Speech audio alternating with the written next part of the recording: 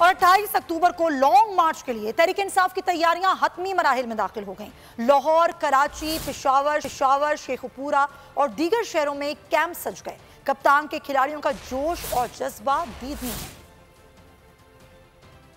कप्तान फ्रंट पर 28 अक्टूबर बरोज जुमा लिबर्टी चौक लाहौर से लॉन्ग मार्च का आगाज होगा। क़यादत कप्तान खुद करेंगे। लॉन्ग मार्च की तैयारियां हतमी मराहिल में दाखिल हो गईं। लिबर्टी चौक लाहौर में कैंप की रौनक बढ़ गई। कराची, लाहौर, पेशावर, मुल्तान, शेखुपुरा और दीगर शहरों में भी तहरीक इंसाफ के कैंप सज चुके हैं। वकला और सियासी कारकुनान लॉन्ग मार्च को कामयाब बनाने और सर धड़ की बाजी लगाने के लिए पुरजोश हैं। लॉन्ग मार्च के अंदर जो है वकला की एक बहुत बड़ी तादाद जो है वो शामिल होना चाहिए। खान साहब ने चूँकि अनाउंस किया है तो इंशाअल्लाह ताला सिंध से एक बहुत बड़ा काफिला जाएगा। हम बरोज़ जुमा जो है एक काफिले की सूरत में निकलेंगे और इमरान खान साहब को ज्वाइन करेंगे।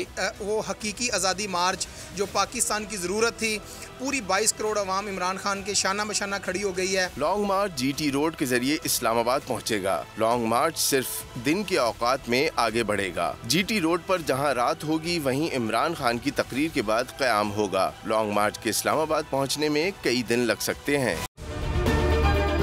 अगर आपको ये वीडियो पसंद आई है तो हमारे चैनल को सब्सक्राइब करें और बेल आइकन पर क्लिक करें।